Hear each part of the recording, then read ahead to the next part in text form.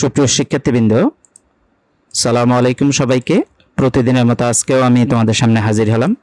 আজকে তোমাদের জন্য quality costing, total management accounting system যে চ্যাপ্টারটা আছে সেখান থেকে একটা বেসিক ক্লাস এবং সাজেশন 1। আজকের বেসিক ক্লাস এবং সাজেশনটা দেখার আগে আমরা দেখব আজকের এই ক্লাসটি যাদের জন্য, তোমরা যারা MBA ফাইনাল আছো, স্ট্র্যাটেজিক ম্যানেজমেন্ট অ্যাকাউন্টিং সাবজেক্টে কোয়ালিটি কস্টিং চ্যাপ্টারটা খুবই ইম্পর্টেন্ট। আজকের সাজেশনটা সলভ করার আগে আমরা বেসিক ক্লাসটা একটু দেখব, তারপরে এ ধরনের প্রশ্ন আসলে তোমরা কিভাবে খুব দ্রুত এবং নির্ভুলভাবে সলভ করতে পারো সেটা তোমাদের দেখাবো। খেয়াল করে আমরা প্রথমে বেসিক ক্লাসে যে জিনিসগুলো আলোচনা করব, যে গড় চার্ট বা এক্স বার চার্ট, মিন চার্ট। কোনো একটি পণ্যের পরিমাপযোগ্য বৈশিষ্ট্যসমূহকে লেখচিত্রে উপস্থাপনের মাধ্যমে পণ্যটির গুণগত মান নিয়ন্ত্রণের যে পদ্ধতি তাকে বলা হয় মূলত গড় চার্ট।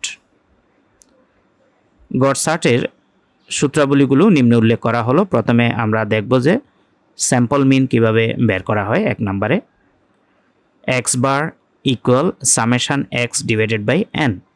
পাশে আমরা হেয়ার দিয়ে লিখছি এক্স বারকে কিভাবে লেখা হয়। এক্স বার, এক্সের উপর একটা বার দিলে এটা এক্স বার বোঝায়।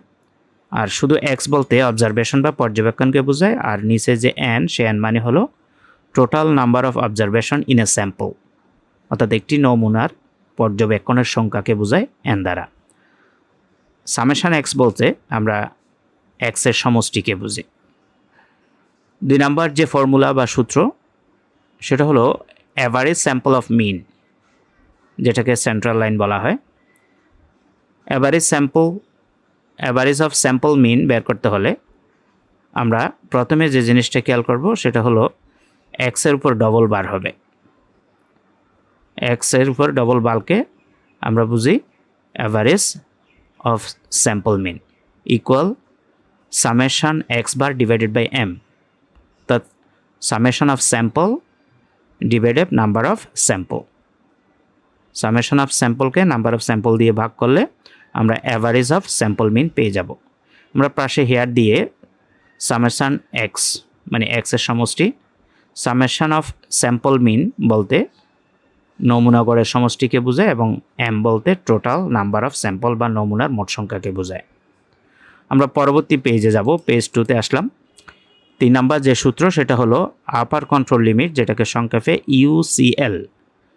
ইউসিএল সমান হলো central line plus Z into sigma divided root over N. হিয়ার দিয়ে পাশে সেন্ট্রাল লাইন কেন্দ্রীয় যে রেখা সেটাকে প্রকাশ করা হয় এক্স ডবল বার হিসাবে। জেড বলতে স্ট্যান্ডার্ড নর্মাল ডেভিয়েশন অথবা আদর্শ স্বাভাবিক বিচ্যুতি, এবং সিগমা দ্বারা সিগমা সমান হবে প্রসেস স্ট্যান্ডার্ড ডেভিয়েশন বা প্রক্রিয়া পরিমিত ব্যবধান। আমরা যদি 4 নাম্বার সূত্রে দেখি, লোয়ার কন্ট্রোল লিমিট সংক্ষেপে এলসিএল বলা হয়। এলসিএল সমান হলো এক্স মানে সেন্ট্রাল লাইন, যেটা এক্স ডবল বার দ্বারা প্রকাশ করা হয়, central line minus Z into sigma divided by root over N. দেখো ইউসিএল এবং এলসিএল এর সূত্রে শুধু পার্থক্য হলো ইউসিএল এর ক্ষেত্রে অর্থাৎ আপার কন্ট্রোল লিমিটের ক্ষেত্রে এখানে প্লাস চিহ্ন হবে, আর লোয়ার কন্ট্রোল লিমিটের ক্ষেত্রে মাঝখানে মাইনাস চিহ্ন হবে। আমরা যদি পরবর্তী অংশ দেখি, পিসার্ট হলো একটি প্রক্রিয়ায় ত্রুটিপূর্ণ এককের অনুপাত বা ভগ্নাংশ নির্ণয় করার জন্য যে চার্ট ব্যবহার করা হয় তাকে মূলত পিসার্ট বলে। এখানেও আমরা এগুলোকে সিরিয়াল করছি 1 নাম্বার দিয়ে। সেন্ট্রাল লাইন বা কেন্দ্রীয় রেখা আমরা কিভাবে পাবো?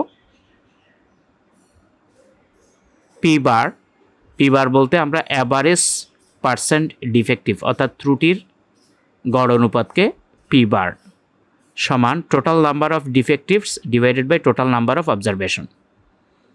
2 নাম্বার হলো আপার কন্ট্রোল লিমিট।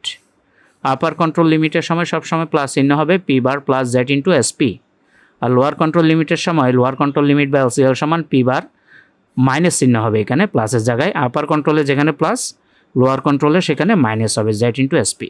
পাশে হেয়ার দিয়ে পি বলতে আমরা বুঝি percent defective in a sample, অর্থাৎ একটি নমুনার ত্রুটির অনুপাত।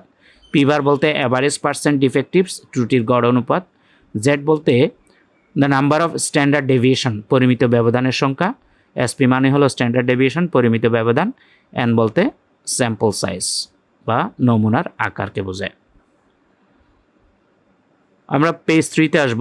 পেজ 3-তে সিসার্ট কি?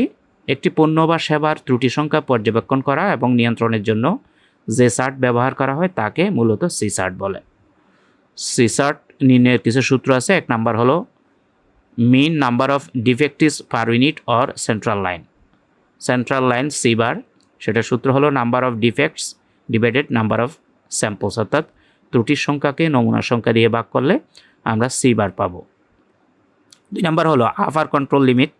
আপার কন্ট্রোল লিমিটকে সংক্ষেপে ইউসিএল বলা হয়। তো এখানে হবে c bar plus Z into root over C bar. আর 3 number lower control limit LCL, সেটা শুধু পার্থক্য হলো যেখানে আপার কন্ট্রোল লিমিটে সিসার্টের ক্ষেত্রে সি বারের পরে প্লাস হয়েছে, এখানে মাইনাস হবে বাকি সব একই। তো lower control limit C bar minus Z into root over C bar. আমরা যদি দেখি আর সার্ট বা রেঞ্জ সার্ট যেটাকে বলে, বাংলায় তাকে পরিসর সার্ট বলে। পরিসর হচ্ছে কোনো একটি নমুনার সর্বোচ্চ মূল্য এবং সর্বনিম্ন মূল্যের পার্থক্য। আবার একটু খেয়াল করো, আর সার্ট বা রেঞ্জ সার্ট বলতে কি বোঝায়? পরিসর হচ্ছে কোনো একটি নমুনার সর্বোচ্চ মূল্য এবং সর্বনিম্ন মূল্যের পার্থক্য। প্রত্যেকটি নমুনার পরিসর নির্ণয় করে লেখচিত্র উপস্থাপনের মাধ্যমে তারতম্য পরিমাপের পদ্ধতিকে পরিসর চার্ট বলে। রেঞ্জ চার্টের সূত্রাবলী নিচে দেওয়া হলো, বা পরিসর চার্টের সূত্র নিচে দিলাম। 1 নম্বরে রেঞ্জ চার্ট বা আর বার সমান summation r divided by m, অর্থাৎ সামেশন অফ রেঞ্জ পরিসরসমূহের সমষ্টিকে টোটাল নাম্বার অফ স্যাম্পল বা নমুনার মোট সংখ্যা দিয়ে ভাগ করলে আমরা রেঞ্জ চার্ট পেয়ে যাব।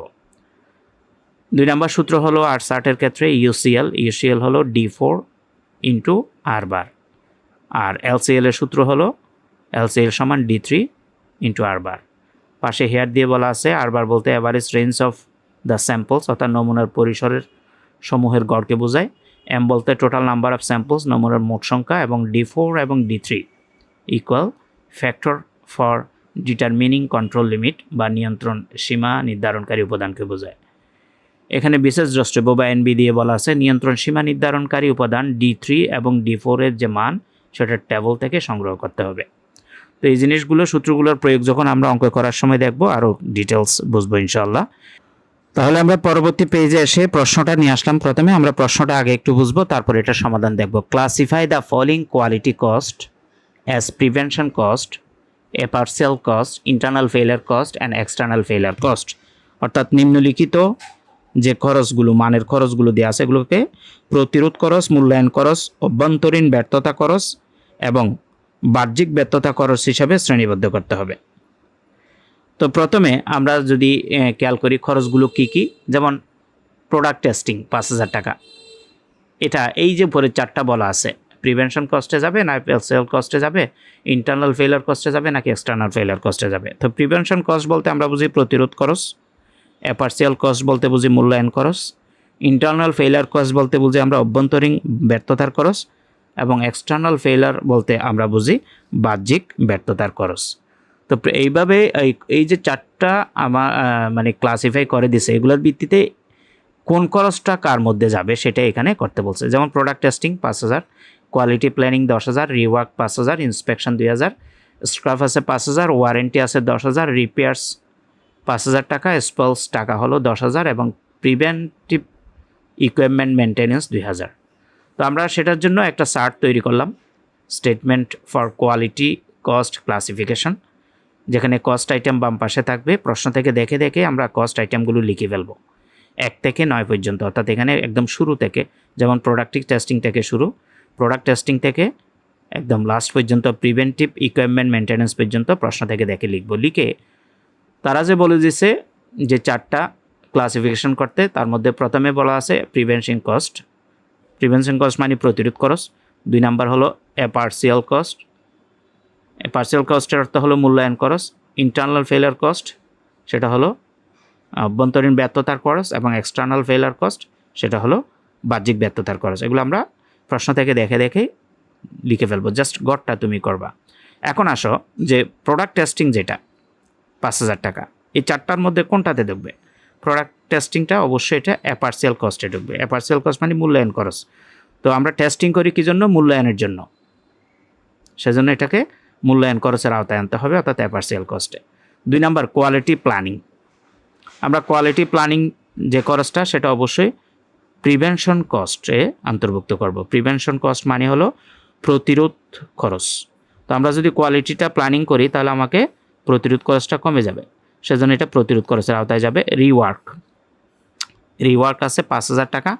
এই রিওয়ার্কটা ইন্টারনাল ফেইলার কস্ট হিসাবে দেখাতে হবে, কারণ পুনরায় কাজ করতে হয়। কোনো কাজ যদি অভ্যন্তরীণ ব্যর্থ হয় তাহলে সেটা আবার রিওয়ার্ক করতে হয়, পুনরায় কাজটা করতে হয়, সেজন্য এটা ইন্টারনাল ফেইলার কস্টে যাবে।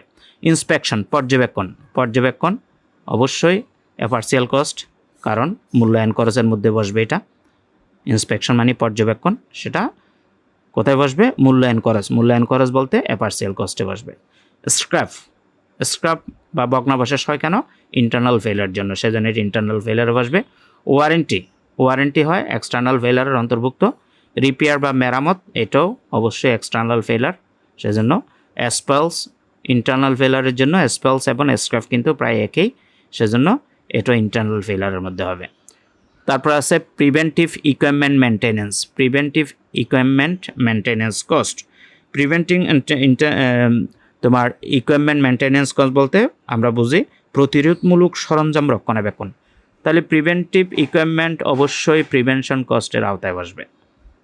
এখন আমরা যদি সবগুলো যোগ করি, যেমন প্রিভেনশন কস্টে বসছে 2টা 10,000, 2,000, 12,000। অ্যাপার্সিয়াল কস্টে বসছে 2টা 5,000, 2,000, 7,000। এবং ইন্টারনাল ফেইলার কস্টে বসছে কি 5,000, 5,000, 10,000, মোট 20,000। এবং এক্সটার্নাল ফেইলারে বসছে 2টা 10,000, 5,000, 15,000 টাকা।